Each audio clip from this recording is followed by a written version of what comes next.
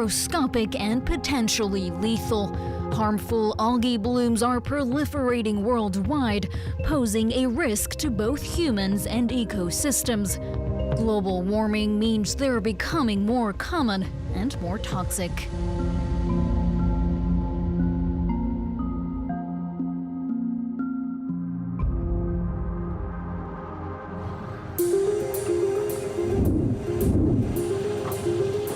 Je suis ingénieur à l'Ifremer.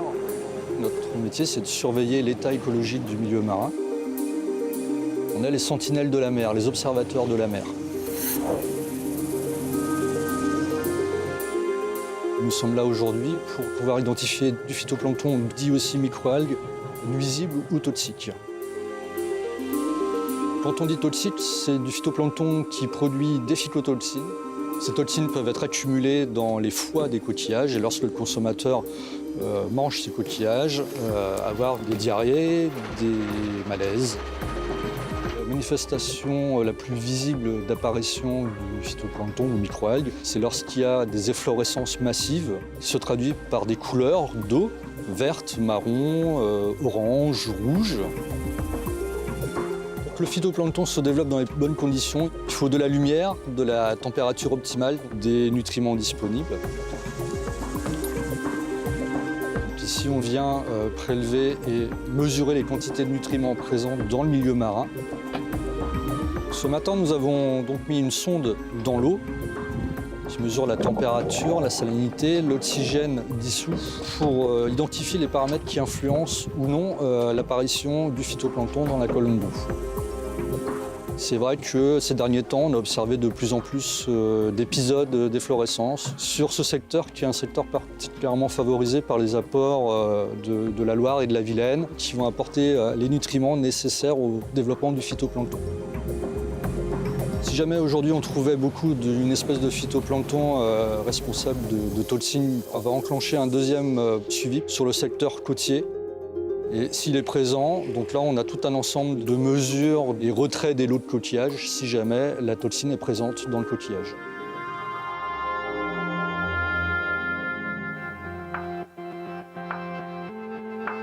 They're microscopic particles, sometimes even invisible to the naked eye. But increasingly, microalgae are wreaking havoc on the world's shores. Out of 5,000 known species, nearly 200 have been identified as toxic, even lethal. And yet, algae are vital to our survival. They produce at least half of the world's oxygen. Like land plants, they also absorb carbon dioxide and make up the first level of the food chain. But it's the overgrowth of algae that is knocking ecosystems out of balance. When they die and decompose, oxygen is sucked out of the water, suffocating other marine creatures. To make matters worse, global warming could be accelerating the growth of toxic algae blooms, leaving scientists with many unanswered questions on what is making these organisms turn deadly.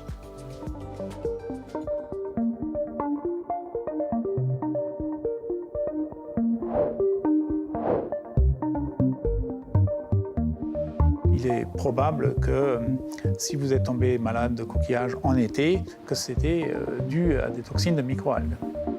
Ces empoisonnements, ça peut aussi avoir des conséquences très graves parce que certaines des toxines peuvent amener jusqu'à la mort.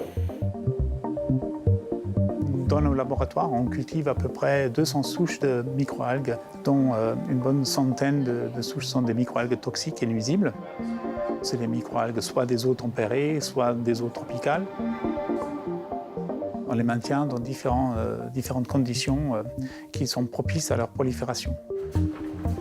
La Dinophysis fait partie des microalgues qu'on étudie en particulier parce qu'elle est présente en France métropolitaine, sur toutes les côtes, en Manche, mer du Nord, dans le golfe de Gascogne et en Méditerranée. Le premier objectif, c'est de bien comprendre quelles sont les conditions environnementales qui vont permettre aux microalgues toxiques et nuisibles de proliférer. On regarde les scénarios du GIEC parce que c'est les conditions physiques de l'océan futur qu'on va utiliser pour voir si les microalgues peuvent proliférer plus ou moins.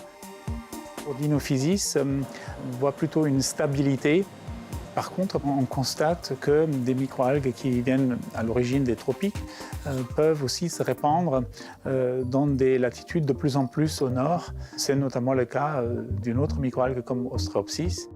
Depuis l'année dernière, on l'a découvert aussi sur les côtes basques dans le golfe de Gascogne. C'est particulièrement frappant cet épisode en 2021 parce que plus de 800 personnes ont rapporté malades, plusieurs ont dû être hospitalisées. Et c'est un phénomène qui s'est produit pour la première fois sur la côte du Pays basque. Est-ce que des proliférations de microalgues peuvent devenir massives? Ça, c'est une des questions qui préoccupe beaucoup. Effectivement, sur les 10 dernières années, on a vu des événements extrêmes, plus de tempêtes, plus de pluviosité, plus de vagues de chaleur. Donc, tous ces événements extrêmes risquent de déséquilibrer l'environnement et d'entraîner des efflorescences, des proliférations de microalgues toxiques et nuisibles.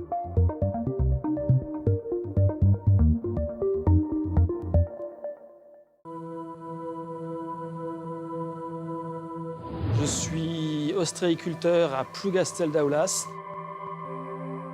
Mon métier, c'est de faire pousser des coquillages, des huîtres notamment, et aussi d'acheter aux pêcheurs des palourdes, des coques, des amandes, et de les préparer pour pouvoir les vendre aux consommateurs. Ici, en Rade de Brest, c'est plusieurs fois par an que nos entreprises sont arrêtées parce que le coquillage dépasse le seuil de toxicité. En 2012, on a commercialisé, nous, 20 tonnes de moules qui étaient plusieurs fois au-delà du seuil de toxicité. Ce qui a été vraiment très angoissant. Ces 20 tonnes de moules auraient pu causer de graves soucis de santé publique, auraient pu empoisonner des gens. Quand une zone est fermée pour présence de phytoplancton toxique, tous les coquillages qui viennent de cette zone-là sont interdits de consommation. Ici, sur Keraliou, même si la rade est fermée, on va pouvoir continuer à travailler. On va pouvoir amener des coquillages de zones ouvertes et les purifier. On a tout un système qui permet de traiter l'eau de mer. C'est une grande colonne, elle est remplie d'eau, et on va injecter dans cette colonne des microbules qui vont faire une écume blanchâtre, qui va concentrer toutes les microalgues et tous les microplanctons toxiques qui pourraient être dedans, et toutes les bactéries. Et ça repart en mer. Ça vient de la mer, ça repart en mer. C'est un investissement qui est énorme. Là, il y a 800 000 € d'investissement, mais ça ne m'apporte aucune solution par rapport à ce qui se passe en rade. On a juste créé un sanctuaire pour se protéger. Les développements planctoniques vont continuer à se développer parce que la qualité de l'eau ne s'améliore pas. Les nutriments dans l'eau, c'est la base de tout. C'est notamment les nitrates. Il en faut. Une dose naturelle, c'est 7 à 10 mg par litre. Sur les rivières de France, on dépasse les 20, 25, 30, 35 mg de nitrates par moment. L'origine de ces nitrates, elle est à 90%, c'est scientifiquement prouvé, on le sait, on en est certain, d'origine agricole. Il faut savoir que l'essentiel, 50% du cochon français est produit en Bretagne, environ 50% de la volaille française est aussi produite en Bretagne, et la problématique essentielle, elle est là. On est allé trop loin. Il faut à un moment donné être à même de contrôler ça, parce que on ne va plus le maîtriser après. Et les phytoplanctons toxiques, c'est déjà un signal d'alerte très important qu'il faut prendre en compte.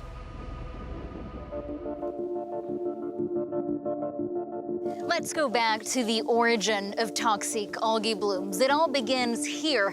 The nutrients algae feed on come from agricultural fields.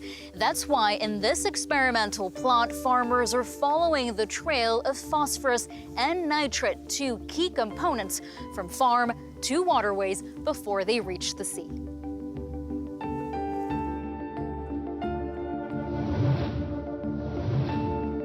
Ce dispositif d'expérimentation comporte 11 parcelles. On les cultive comme le ferait un agriculteur, dans l'objectif d'étudier justement l'impact de l'agriculture sur l'eau qui quitte les parcelles naturellement.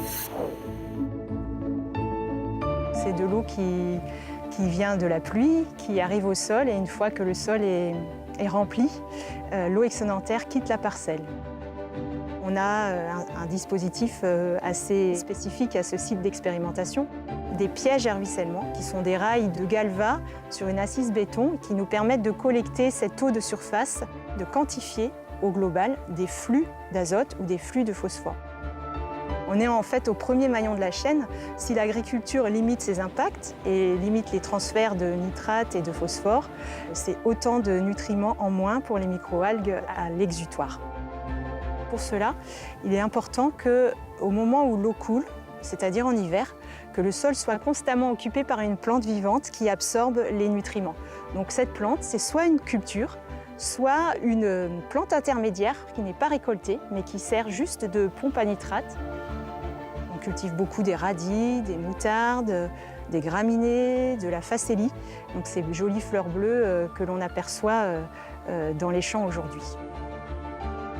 Pour limiter le transfert de phosphore, il s'agit d'utiliser l'engrais, juste ce qu'il faut, au moment où il faut. De s'arranger pour que les apports ne soient pas faits proche d'un épisode pluvieux qui entraîne un écoulement. Car on a remarqué, on l'a vérifié dans ce dispositif expérimental, qu'un apport d'engrais juste avant un gros épisode pluvieux pouvait entraîner beaucoup plus de pertes. C'est effectivement pas si compliqué que ça. On peut être optimiste que l'amélioration des pratiques culturales des agriculteurs aujourd'hui aura des répercussions positives d'ici 5 à 10 ans. Ce qui est essentiel pour nous, une fois qu'on a compris les phénomènes, trouvé des leviers, des solutions d'amélioration, c'est bien sûr de les transférer aux agriculteurs. On n'a pas la solution tout seul, bien entendu. C'est vraiment l'action collective qui permettra de trouver les leviers les plus efficaces.